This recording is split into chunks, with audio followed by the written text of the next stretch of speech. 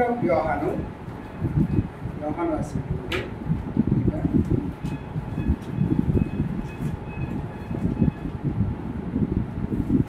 మొదటి పత్రిక 1వ అధ్యాయము 5వ వచనాన్ని కలిసి చదువు.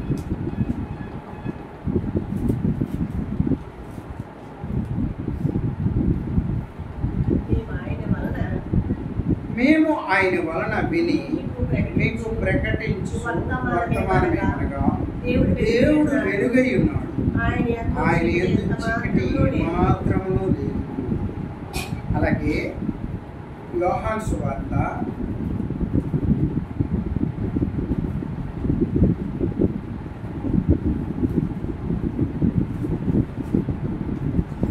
1వ అధ్యాయము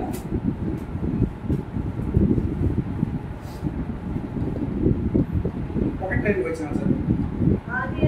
ఆదియందు వాక్యము ఉండెను, వాక్యము దేవుని యొద్ద ఉండెను, వాక్యము దేవుడై ఉండెను, ఆయన ఆదియందు దేవుని యొద్ద ఉండెను, సమస్తమును ఆయన మూలముగా కలిగెను. ప్రార్థించడం. దేవా యేసయ్య పరిశుద్ధ దేవుని తండ్రి, మాతని సమస్తని దేవా దేవా దేవా మేము చిన్న మందిరంలో దేవా మేమంతా ఒక సంఘంలో దేవా నాయన నిన్ను ఆరాధించడానికి దేవా నీ దాసుడుగా దేవా నాయన నీ సూచనలో భద్రపరిచి దేవా నాయన ఇచ్చిన పట్టుబడి ప్రభావం దేవా మీ మాటల్ని దేవా నాయన మేము దేవా స్మరించుకొని ఆ ప్రకారంగా ఆరాధన చేయడం ప్రభా నాయన నాయన నాయన నీవు ఆదరించే దేవుడు ఆదరించే కాపాడే దేవుడు నడిపించడం మీకే మహిమాకంతా ప్రభావం చెందాలని అడిగి వెలిగించున్నా ఆమె. ఇప్పుడు మనము చదివినటువంటి వాక్యాలు యోహాను రాసినటువంటి మొదటి పత్రికలో 1వ అధ్యాయంలో 5వ వచనము. దేవుడు వెలుగై ఉన్నాడు అంటే అదంతా అక్కర్లేదు. దేవుడు వెలుగై ఉన్నాడు, ఆయన యందు చీకటి ఎంత మాత్రం. దేవుడు ఏమై ఉన్నాడంటే వెలుగై ఉన్నాడు. ఆరాధన అంటే మనం బాగా గుర్తుపెట్టుకోవాలి. దేవుడు ఏమై ఉన్నాడు, మనం ఏమై ఉన్నాము, దాన్ని చూసుకుని మనం ఆరాధన చేయాలి. దేవుని యొక్క గొప్పతనం, దేవుణ్ణి అసలు మనం ఎందుకు ఆరాధన చేయాలి, మనము ఎలాంటి వరము, మన స్వభావం ఏంటి, అది చూసుకొని మనము దేవుణ్ణి ఆయన చేసినటువంటి గొప్ప కార్యాలు, ఆయన చేసినటువంటి మనకి గొప్ప ఆ కార్యాలు బట్టి మనం ఆరాధించాలి. అందుకే దేవుడు ఎలాంటి వాడంటే వెలుగై ఉన్నాడు, ఆయన యందు చీకటి ఏమాత్రము లేదు. ఆయన ఇక్కడ యోహాను సువార్తలో రాశాడు, ఆది యందు వాక్యము ఉండను, వాక్యము దేవుని వాక్యమే దేవుడై ఉండను. ఒకటి ఆయన ఆది యందు దేవుని యొద్ద సమస్తమును ఆయన మూలముగా కలిగినను. సమస్తము ఆయన మనం దేని బట్టి మనం స్తుతించవచ్చు అంటే సమస్తమును, ఈ సమస్త ఏది కూడా ఆయన లేకుండా ఏది కలగదు. సమస్తమును ఆయన మూలంగానే కలిగింది, సమస్తమును ఆయన మూలంగానే కలిగింది. కాబట్టి దేవుడు వెలుగై ఉన్నాడు. ఆ వెలుగు ఒకప్పుడు మనకి ఈ లోకమంతా చీకటై ఉంది, ఆయన వచ్చిన తర్వాత ఈ లోకమంతా వెలుగైంది.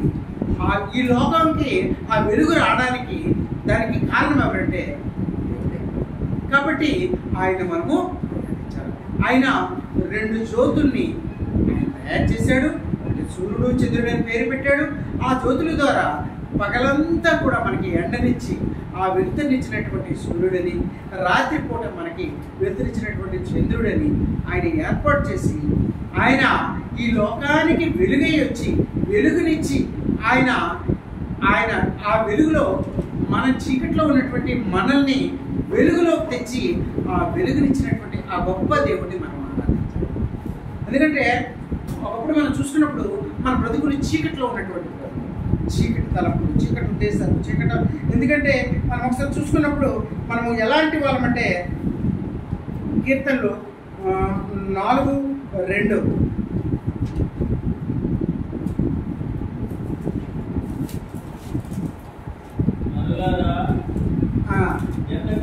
నరులారా ఎంతకాలము నా గౌరవుని అవమానముగా మార్చెదరు, ఎంతకాలము వ్యర్థమైన దానిని ప్రేమించెదరు, ఎంతకాలము అబద్ధమైన దానిని వెతికెదరు.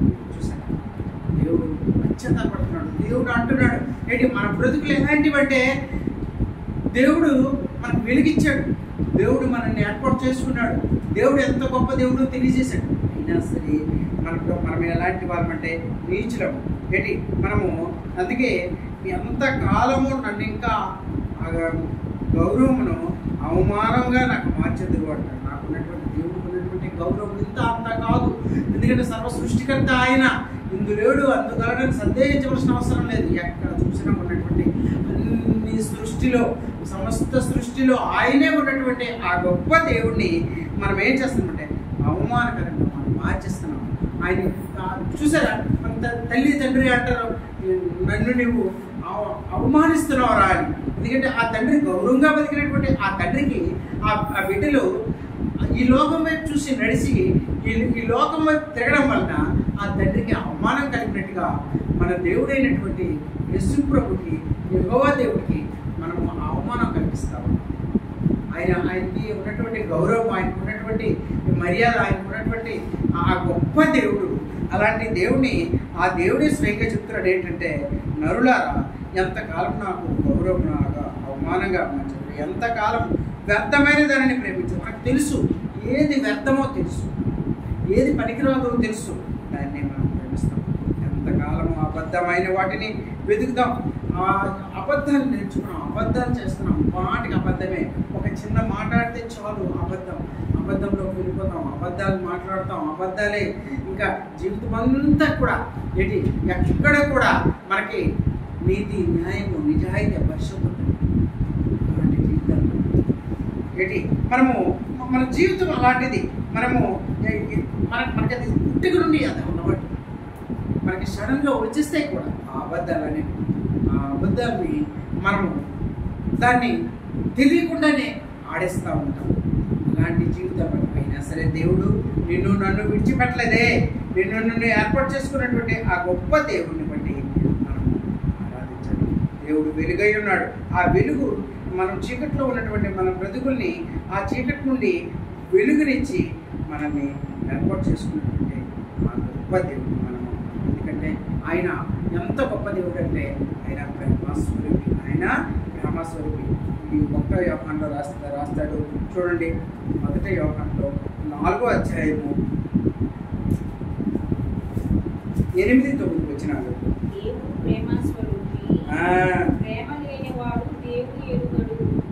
దేవుడు ఎలాంటి వాడట? ప్రేమస్వరూపి.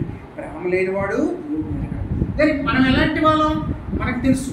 అబద్ధాలు, మనము నిజాయితీ లేదు, మనం దేవునికి కాదు మన సొంత తల్లిదండ్రులకైనా అవమానం ఇచ్చినటువంటి వాళ్ళం. అలాంటి మనుషులు అయినప్పటికీ ఆయన ప్రేమస్వరూపు కాబట్టి ప్రేమ లేనివాడు దేవుడిని ఎరుగడు. ప్రేమ లేనివాడు దేవుడిని ఎరుగడు, దేవుని తెలుసుకోలేడు. కాబట్టి ఆ ప్రేమ అనేది మనలో ఉంటేనే. ఎందుకంటే దేవుడు ఎంతో ప్రేమతో నన్ను ప్రేమించాడు. దేవుడి లోకంలో ఎంతో ప్రేమించాడు. అది యోహాను సువార్తలో రాస్తాడు కదా, 3:20లో రాస్తాడు. దేవుడు లోకంలో ఎంతో ప్రేమించాడు కాబట్టి ఆయన ప్రేమించాడు కాబట్టి ఆయన లోకాన్ని ఇచ్చాడు. లేకపోతే ఆయన నీ కొరకు నా కొరకు కలువరిశిలువలో సిలువ వేయబడ్డాడు. ఆయన కలువరిశిలువలో సిలువ వేయబడ్డాడంటే దానికి కారణం ఏంటి అంటే ఆయనలో ఉన్నటువంటి ప్రేమ. ఆ ప్రేమ ఏంటి? ఆ ప్రేమకి కారణం మనము చెప్పొచ్చు. ఎందుకంటే ఆయన ఎంత ప్రేమ కలిగినటువంటి వాడనేది మనం ఈజీగా చెప్పచ్చు. ఎందుకంటే ఆయన నీ కొరకు నా కొరకు ప్రాణం పెట్టాడు కాబట్టి, నీ కొరకు నా కొరకు ప్రాణం పెట్టాడు. దాంట్లోనే ప్రేమ అనేది కనిపిస్తుంది.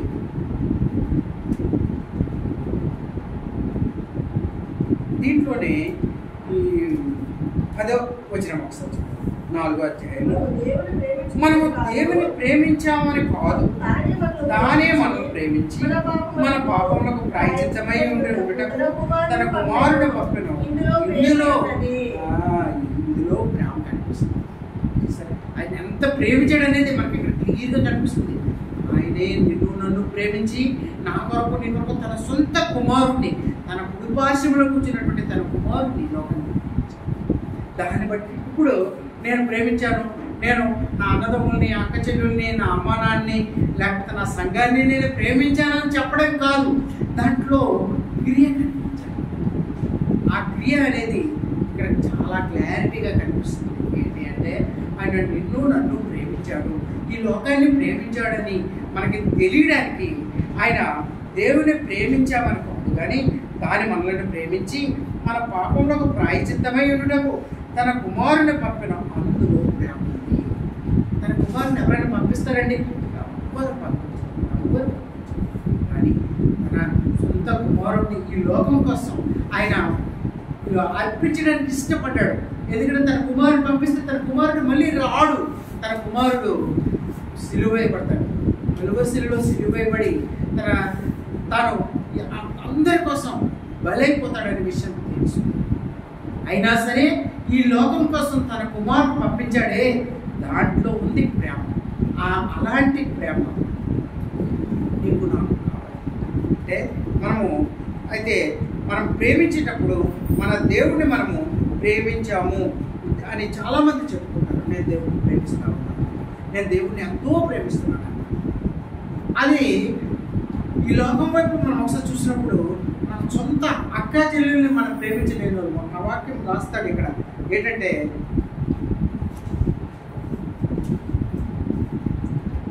దీంట్లో 19వ వచనం, ప్రేమించును మనం ప్రేమించున్నాము, ఎవడైనాను నేను ప్రేమించుచున్నానని చెప్పి తన సహోదరుని ద్వేషించిన అతడు అబద్ధకుడు. తాను చూసిన తన సహోదరుని ప్రేమింపని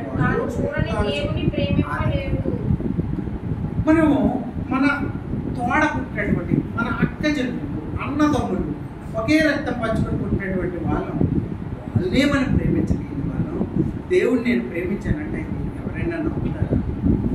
అనిపించే సహోదరుని ప్రేమించలేని వారు అనిపించిన దేవుడిని ప్రేమించలేరు. మన ప్రేమకి చూసారా, ఆయన ఎంత ప్రేమించాడో, నన్ను ప్రేమించి తన కుమారుడిని లోకానికి పంపించాడు. దాంట్లో ప్రేమ కనిపిస్తుంది. తన కుమారుడిని పంపించాడు. కానీ నేను మన ప్రేమిస్తున్న చెప్పుకోవడమే కానీ మన సహోదరుని మనం ప్రేమించలేని వాళ్ళు ఎలా ప్రేమించగలం? మనము ప్రేమించాలి. అది అబద్ధం అని మనకి తెలుస్తుంది అనమాట. అయితే మనం ఎప్పుడు కూడా మనము దేవుణ్ణి ప్రేమించగలిగిన వాళ్ళమైతే అందరినీ ప్రేమించాలి. దేవునికి అది ఇష్టం. ఎవరైతే అందరినీ ప్రేమించగలుగుతారో ఏంటి ఆ ప్రేమ అనేది, నువ్వు అందరినీ ప్రేమించగలిగినప్పుడు నువ్వు దేవుడిని కూడా. ఒక సైకాట్రిస్ట్ వచ్చి ఆయన ఏమన్నాడంటే, ఆయన చాలామంది తన భర్త తన తాలూకా అక్క చెల్లుల్ని, అన్నదమ్ముల్ని, తన అమ్మ నాన్ని ప్రేమించడం వాళ్ళకి ఇష్టం. అందుకే మీరు ఎక్కడే చూడండి, గొడవలు ఎక్కడ స్టార్ట్ అంటే వాళ్ళకి చూడకపోవడం వల్ల గొడవలు స్టార్ట్ అవ్వవు, తన వాళ్ళకి చూడడం వల్ల గొడవలు స్టార్ట్ అవుతాయి. ఎప్పుడైనా ఎక్కడైనా మనం అబ్జర్వేషన్ చేస్తే మనం ఎందుకంటే నాకు పర్లేదు, ఎలా చూసినా పర్లేదు అంటే ఎడ్జిస్ట్ అయిపోతారు. కానీ తనాలు వస్తున్నారే వాళ్ళకి చూస్తున్నాడు, అది నాకు ప్రాబ్లం. వాళ్ళకి 200 రూపాయలు చేరిస్తే ప్రాబ్లం, వీళ్ళకి 1000 రూపాయలు చేరిస్తే అది కాదు ప్రాబ్లం. అంటే ఆయన ఏమన్నాడంటే, అమ్మా మీ భర్తల్ని మీరు విడిచిపెట్టండి, వాళ్ళని ఎంత ప్రేమిస్తే మీకు అంత మంచిది. ఎందుకంటే తన సొంత వాళ్ళని ప్రేమించినోడు మిమ్మల్ని విడిచిపెట్టాడు అని ఆ సైకాట్రిస్టు గురుకులలో ఒకసారి చాలా మంచి చక్కని స్పీచ్ ఇచ్చాడు. ఏంటి ఆయన పేరేంటే సతీష్. చాలా చక్కగా ఎంత అద్భుతకరమైన స్పీచ్ అంటే, తన వాళ్ళని ప్రేమించేవాడు అందరినీ ప్రేమించేవాడు, దేవుడు కూడా. ఆ ప్రేమ అనేది మనం నేర్చుకోవాలి, నేర్పించాలి, మన పిల్లలకి నేర్పించాలి, అందరినీ ప్రేమించగలగడం అనేది. అయితే ఆ ప్రేమలో మనకి దేవుడు ఈ లోకానికి వచ్చాడు అనే దాంట్లో ప్రేమ అనేది మనకి క్లారిటీగా కనిపిస్తుంది. కాబట్టి దేవుణ్ణి ప్రేమించామని కాదు, కానీ అసలు మనం ఎలా ప్రేమిస్తామనేది దేవుడికి తెలుసు. అందుకే యోహాను సువార్త 2వ అధ్యాయంలో రాస్తాడు చూడండి.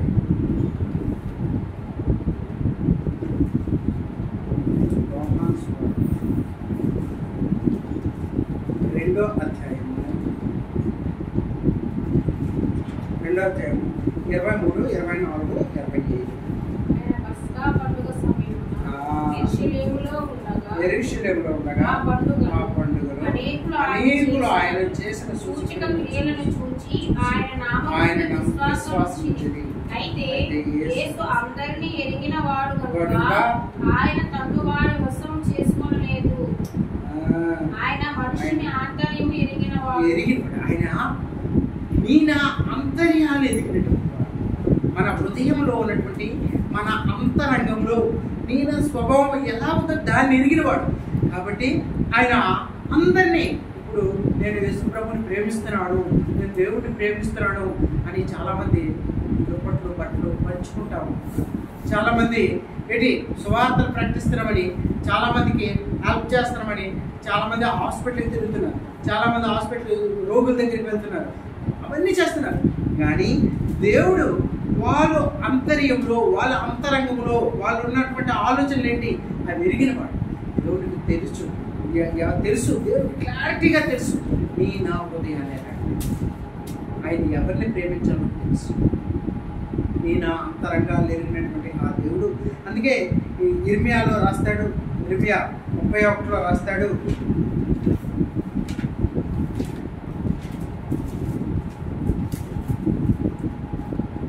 ఒక 3 చాలా కాలం కిందట ఏవో నాకు ప్రత్యక్ష వీటినైనా శాశ్వత నేను ప్రేమిస్తున్నాను కనుక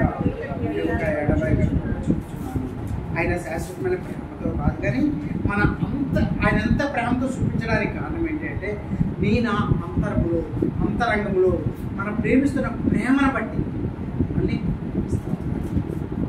నీ 4 గాడ్లకు వచ్చిన నీవు ఎలా ఉంటావు, నీ హృదయంలో నీ ఏ ఆలోచన పెట్టుకుని వాళ్ళని ప్రేమిస్తున్నావు, నీ అంతరంగంలో ఉన్నటువంటి నీ ఆలోచనలు ఏంటి, ఆలోచనలు బట్టి దేవుడు నిన్ను నన్ను ప్రేమిస్తాడు.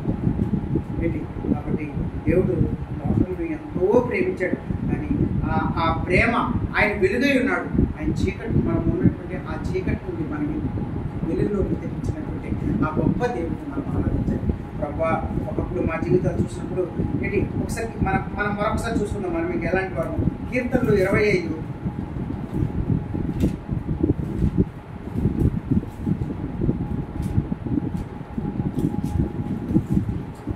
25వ కీర్తన 11 12. 25వ కీర్తన 11 12. యెహోవా నా పాపము బహుఘోరమైనది, నీ నామమును బట్టి దానిని క్షమింపుము. యెహోవా యందు భయభక్తులు గలవారు వాడు కోరుకొనవలసిన మార్గము ఆయన వారికి బోధించును. చూసారా, యెహోవా దావీదు అంటున్నాడు, యెహోవా నా పాపము బహు ఘోరమైనది, చాలా ఘోరమైన పాపం చేశాను అంటున్నాడు. యెహోవా దగ్గర, దేవుని దగ్గర, యేసుప్రభు దగ్గర ఒప్పుకుంటున్నాడు, దేవా నా పాపము బహు ఘోరమైనది, నీ నామమును బట్టి దాన్ని క్షమించు. ఎందుకంటే నేను పాపంలో మునిగిపోయినటువంటి వాడిని, బహు పాపాలు చేసినటువంటి వాడిని, నా ప్రతి పాపాన్ని కడిగి నన్ను పవిత్రంగా చేసినటువంటి వాడు నువ్వే. యెహోవా యందు భయభక్తులు ఎవడైతే కలిగి ఉంటాడో వాడు కోరుకోవలసిన మార్గము ఆయన వారికి మంచి మార్గాన్ని వెలుగులోకి తెప్పించినటువంటి ఆ గొప్ప దేవుడు మనం ఆరాధిస్తాం. ఆయన రక్షకుడు, ఆయన రక్షించినటువంటి దేవుడు, ఆయన మనల్ని నిన్ను నన్ను ప్రాణం పెట్టి మనం కాపాడినటువంటి దేవుడు. అలాంటి గొప్ప దేవుడు మనం ఆరాధిస్తాం. ఎందుకంటే మనం బహు పాపం చేసిన వాళ్ళం. ఈ లోకం వైపు చూసినప్పుడు ఈ లోకంలో ఏది అందంగా కనిపిస్తే ఆ వైపు చూస్తూ ఉంటాం. ఈ లోకం దేవుడు అదే అంటాడు, నువ్వు లోకం వైపు చూడవు, నువ్వు పరలోకం వైపు చూడు, నువ్వు పైకే చూడు. ఈ భూలోకం వైపు చూస్తే నువ్వు పాపం అయిపోతావు. ఆయనకి అది ఇష్టం లేదు. అది ఈ లోకంలో కావలసిన ప్రతి ఒక్కరు కూడా ఎవ్వరు నీతిమంతులు లేరు, ప్రతి ఒక్కరు కూడా పాపం చేసిన వారే. ఈ లోకంలో అందంగా ఏం కనిపిస్తే ఆ వైపు చూస్తున్నారు. అది కామన్. మన శరీరంలో ఉన్నటువంటి జీన్స్ ప్రభావం. అది ఆ ప్రభావంతో మన పుట్టుక నుండే ప్రతి ఒక్కరము పాపంలో కలిసిపోయినటువంటి వాళ్ళం, పాపంలో నిండినటువంటి వాళ్ళం, పాపంలో. అలాంటి పాపం ఆయన ఏం చేస్తాడంటే దీంట్లో 12వ వచనం చెప్తాడు, యెహోవా యందు భయభక్తులు కలవాడెవడో వాడు కోరుకోవలసిన మార్గము ఆయన వారికి మంచి బోధిస్తాడు. చక్కనైన మార్గం ఆయన పరలోకానికి వారసుగా చేయడానికి ఆయన ప్రయాసపడుతూ ఉన్నాడు. నీకు నాకు పరలోకానికి తీసుకెళ్ళాలని, నిత్య జీవం ఇవ్వడానికి ఆయన ఎంతో ప్రయాసం, నిత్య జీవం కొరకు. అందుకే ఆయన మనకి నిత్య జీవం ఇవ్వడానికి ఆయన నీ కొరకు నా కొరకు యేసు ప్రభు ఈ లోకానికి వచ్చాడు, నీ కొరకు నా కొరకు ప్రాణం పెట్టాడు, నీ కొరకు నా కొరకు ఆయన. అందుకే అంటాడు యోహానులో 1వ యోహానులో 1వ అధ్యాయం 9వ వచనంలో అంటాడు, మన పాపములు మనం ఒప్పుకుని ఎడల ఆయన నమ్మదగిన వాడును నీతిమంతుడు కనుక ఆయన మన పాపములు క్షమించి సమస్త దుర్నీతి నుండి మనం చేయాల్సింది ఏం లేదు. ప్రభువా నీవు నా కొరకు నీ కొరకు కలువరిశిలలో సిలువేసి ఆయన మేకులు కొట్టబడి వెలుగిరీటం పెట్టబడి ఆయన కొరడాలతో కొట్టబడి నీ కొరకు నా కొరకు ప్రాణం పెట్టినటువంటి ఆ గొప్ప దేవుడిని మనం అడగాల్సింది ఏంటంటే, దేవా మన పాపం మనం ఒప్పుకోవాలి, ఆయన దగ్గర ఒప్పుకొని ఆయన నమ్మదగిన వాడు నీతిమంతుడు కాబట్టి మన ప్రతి పాపం నుండి మనల్ని కడిగి పవిత్రుడిగా చేసినటువంటి ఆ గొప్ప దేవుడు నేను మన ప్రతి పాపాన్ని కడుగుతాడు. కాబట్టి ఆ కడగడానికి మనం ఒప్పుకోవాలి. నీవు నేను ఒప్పుకున్న ఎడల ఆయన మనం పరిశుద్ధులుగా మనం తయారు చేసినటువంటి. అందుకే మనము ఆయన ఎదురుగా ఒప్పుకునే ధైర్యం కూడా ఉండాలి. చాలామంది ఒక సినీ యాక్టర్ దగ్గరికి వెళ్ళారట. సినీ యాక్టర్ దగ్గరికి వెళ్ళి, అమ్మా నువ్వు దేవుడి దగ్గరికి రాయమ్మా అని పిలిస్తే, ఇంకా నాకు చాలా వయసు ఉంది, నేను ఇంకా కొద్ది రోజుల తర్వాత నేను వస్తానని చెప్పిందట. అయితే అది మరి అంతా అయిపోయిన తర్వాత ఇంకా మనం దేవుడి దగ్గరికి వస్తే ఏం లాభం? అది కాదు. దేవుడు అంటే ఏమో తెలుసుకుని దేవుడి సన్నిధిలోకి ఎవరైతే వస్తారో మన పాపాలు మనం ఒప్పుకుని ఎడల ఆయన నమ్మదగిన వాడు నీతిమంతుడు కాబట్టి మన ప్రతి పాపాన్ని కడిగి మనం పవిత్రులుగా చేసినటువంటి ఆ గొప్ప దేవుడిని మనం హృదయపూర్వకంగా మనము ఆరాధించాలి. ఎందుకంటే ఆయన నా పాపాలు ఒప్పుకున్నటువంటి దేవుడు. అందుకే ఆయన్ని మనం హృదయపూర్వకంగా మనం ఆయన దగ్గర మనం అని ఆయన పాదాల దగ్గర పడి మనము మన ప్రతి పాపాన్ని కూడా ఆయన ఒప్పుకోవాలి. చాలామంది అప్పుడు నాకు చిన్న వయసులో చాలామంది అనేవారు అనమాట, ఏంటి అంటే దేవుని దగ్గరికి వెళ్ళి మనము ఒప్పుకుంటే చాలట, మన పాపాలన్నీ కూడా ఆయన ఒప్పుకుంటారట అనేవారు. ఒక దొంగలాడు వచ్చి ఆ చర్చిలోకి వెళ్ళి ఆ ఒప్పుకుంటే వాళ్ళ పాపం తీర్పొందట. ఒక నరహత్య చేసినోడు వచ్చి ఆ నరహత్య చేసి వచ్చి ఆ దేవుని దగ్గర మోకరించి, నరహత్య చేశాను నన్ను క్షమించి ప్రభు అంటే క్షమించేస్తాడు. అది కాదు, నువ్వు పశ్చాత్తపడాలి. ఇంకా నీ జీవితంలో ఇంకా ఎప్పుడూ కూడా నువ్వు ఆ తప్పు అనేది అలా ఉన్నప్పుడు దేవుని ప్రతి పాపాన్ని పవిత్రుడిగా నిన్ను చేస్తాడు. అదన్నమాట. అందుకే దేవుడు చెప్తాడు 1వ యోహానులో 2వ అధ్యాయము 25వ వచనము,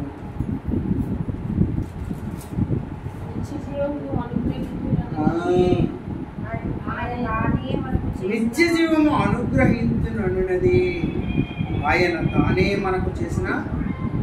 ఆయన స్వయంగా చెప్పాడు, నీ పాపాన్ని ఒప్పుకుంటే నువ్వు పవిత్రపరచబడితే నీకు నిత్య జీవం ఇస్తాడు. నిత్య జీవం అంటే ఎప్పుడు ఆయనతో పాటు సదాకాలము పరలోకములో ఉండడం. మనం తదనంతరం మనం మరణించిన తర్వాత ఎక్కడికి వెళ్తామో తెలియదు, ఏమవుతామో తెలియదు. పాతాళానికి వెళ్తామా, పరలోకానికి వెళ్తామో మనకే తెలియదు. ఆయన ఏమంటాడంటే, నువ్వు నీ పాపాలు ఎప్పుడైతే ఒప్పుకున్నావో, నువ్వు శాంటిఫికేషన్ అంటే నువ్వు పరిశుద్ధపరచబడ్డావు ఎప్పుడో, అప్పుడే దేవుడు నీ పాపాలన్నింటినీ కడిగాడు. కాబట్టి నువ్వు పవిత్రపరచబడ్డావు. కాబట్టి నువ్వు పవిత్రుడు. నీవు మరణించిన తదనంతరం నువ్వు పరలోకానికి వారసు, నిత్య జీవము. నువ్వు నిత్య జీవము. అంతేగాని నిత్య జీవం యోహాను సువార్తలో రాస్తాడు 5:24,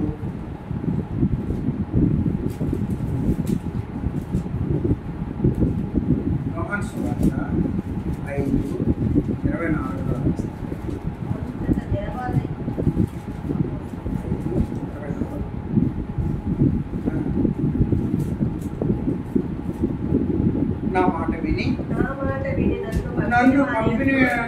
విశ్వాసం ఉంచువాడు నిత్య జీవం గలవాడు.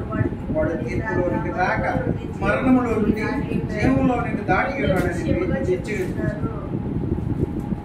చూసారు. మనము మరణించిన తర్వాత మనకు తీర్పు ఉంటుంది. తీర్పుని మనం చేసినటువంటి ప్రతి పని కూడా, ప్రతి క్రియ కూడా పుట్టిన నుండి చచ్చిపోయినంత వరకు మన ఎదుటి పెడతారు. పెట్టి నువ్వు పలానప్పుడు పలానా చేసావు, ఈ పాపం చేసావు, ఈ తప్పు చేసావు, ఈ అబద్ధం ఆడావు, ప్రతీదిని పెట్టి మనము దేనికి వారసమో దాన్ని పంపిస్తాం. పరలోకానికి వారసమైతే పరలోకానికి, నరకానికి వారసమైతే నరకానికి పంపిస్తాం.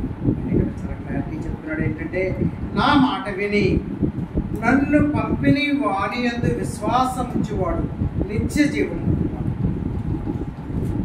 నన్ను పంపిన వాడు, యేసు ప్రభుని పంపించినటువంటి ఆ తండ్రి యందు మనం విశ్వాసం ఉంచగలిగినప్పుడు వాడు తీర్పులోనికి మరి రాడు, మరణములో నుండి జీవములోనికి దాటి ఉన్నాడని మీకు నిశ్చయంగా చెప్తున్నాను. మనకు అక్కడ తీర్పు ఉండదు. మనకి డైరెక్ట్గా మనకి పరలోకానికి తీసుకెళ్ళిపోయి పరలోకంలో మనం ఆయన సంతోషంగా అంటే ఆయన స్తుతిస్తూ, ఆయన ఆరాధిస్తూ, ఆయనతో సదాకాలం ఒక పెళ్లి విందులో మనం ఉన్నప్పుడు ఎంత హ్యాపీ ఫీల్ అవుతుంటామో, చక్కనైనటువంటి భోజనాలు, అలాగే ఆటలు, డ్యాన్సులు, పాటలు, ఆ ఆనందం వేరు. అలాంటి జీవితంతో జీవిస్తాం. అలాంటి చక్కనైనటువంటి జీవితంలో మనం జీవిస్తాం.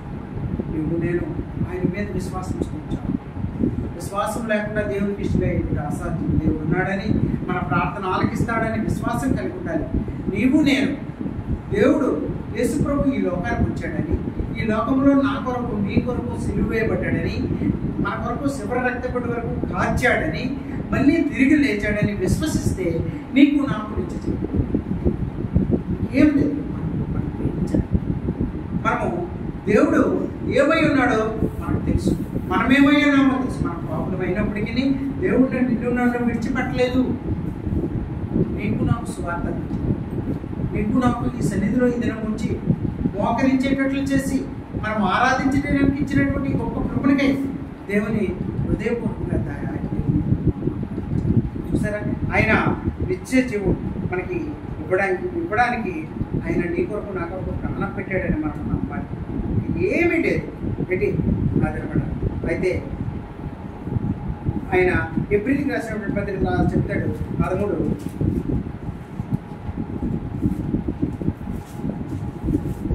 ఎబ్రిల్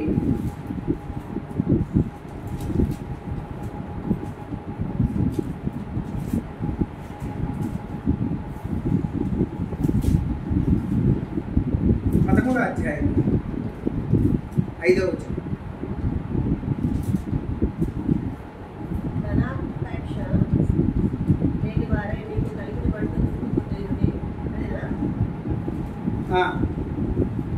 నేను ఏమాత్రము విడువను, నేను ఎన్నడను ఎడబాయను. ఆయనే చెప్పిన కదా, ఆయనే చెప్పాడు నీకు ఎప్పుడు విడువను ఆయన చెప్తున్నాడు. కానీ నువ్వు ఎలా ఉండాలి? ధనాపేక్ష దేవుని ఏడులో విశ్వాసం కలిగి ఉండాలి, దేవుని ఏడు ప్రేమ కలిగి ఉండాలి. కలిగితే చాలు. ఆయన నమ్మది. ఆయన సృష్టికర్త. ఆ సృష్టికర్త నీ కొరకు నా కొరకు ఈ లోకానికి వచ్చాడు. కలువరిలో సిలువేయబడి నీ కొరకు నా కొరకు ప్రాణం పెట్టి రక్తం కాల్చినటువంటి ఆ గొప్ప దేవుని దగ్గర మనము మోకరించి మనము ప్రార్థన ఆయన్ని ఆరాధన చేసినప్పుడు ఏంటి, ఆయన నా ఆరాధనకి ఎంతో ఆనందించినటువంటి ఆ గొప్ప దేవుడు. అందుకే ఏంటి అంతర్యము జరిగినటువంటి ఆ గొప్ప దేవుడు. అందుకే ఆయనకి ఎలాంటి వాడు ఒకసారి చూద్దాం. కీర్తనలు 25:8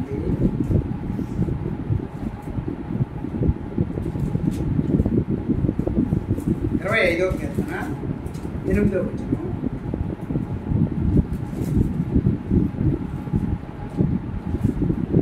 యెహోవా ఉత్తముడను యథార్థవంతుడనై ఉన్నాడు, కావున తన మార్గమును గూర్చి ఆయన పాపులకు ఉపదేశించాడు. ఆయన ఉత్తముడండి. అలాంటి ఉత్తమమైనటువంటి గొప్ప దేవుడండి. అలాంటి ఉత్తమమైనటువంటి ఆ దేవుడిని మనం ఆరాధిస్తా ఉన్నాం. యథార్థవంతుడు, ఆయనలో యథార్థత ఉంది.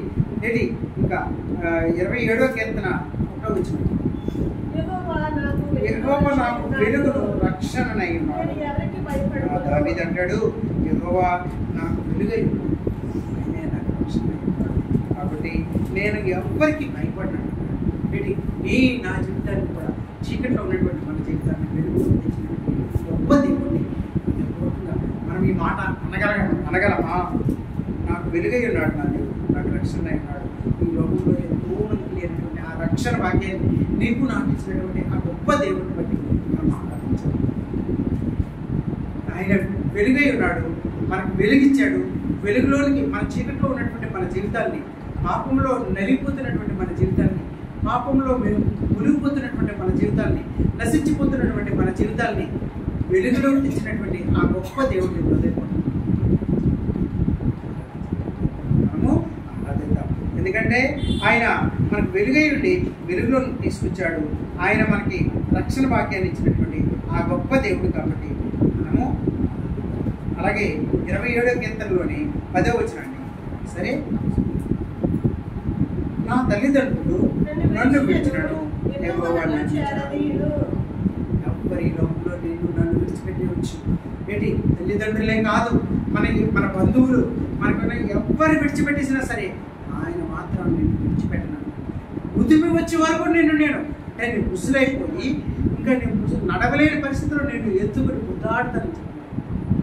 ఉదిమి వచ్చే వరకు అంటే ఆయన మన ముసలైపోయినా నన్ను విడవలేటువంటి వాడు ఒకే ఒకడు మన యేసయ్య. కాబట్టి ఆయన ఆయన ఆరాధనకు అర్హుడు. ఎందుకంటే నీ కొరకు నా కొరకు ప్రాణం పెట్టాడు. వెలిగించినటువంటి ఆ గొప్ప దేవుడిని మనము ఆరాధిద్దాం ఒకరి తర్వాత ఒకరు. ఎందుకంటే దేవుడి వాక్యాన్ని మనకి దీవించి కాక. కాబట్టి సహోదరులు అందరము కూడా మనం ఉన్నటువంటి సహోదరులు అందరము కలిసి మనము దేవుడిని ఆరాధిద్దాం. అందరం ఒకరి తర్వాత ముందు వరండాలో ఉన్నవాళ్ళు